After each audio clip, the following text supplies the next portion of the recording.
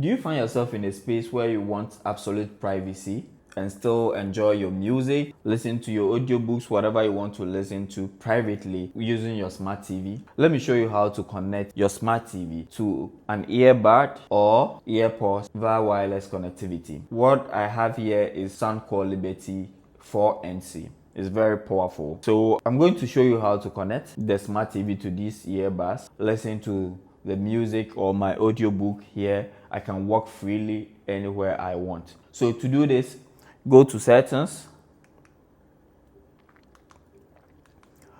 go to all settings, go to connections, scroll down to Bluetooth. Then you open the device for it to scan and find. I'll pick up one of the buds and wait for the TV to continue scanning. So it found the earbud, Soundcore Liberty. So what I will do is I will select the device I want to pair and connect and then click on pair and connect. Wait for it to connect. Now it will indicate that the device has been connected. Once it connects, you hear a beep in your earbuds.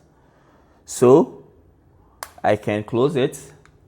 If I want to use both, I can use both. And now enjoy my music in my earbuds.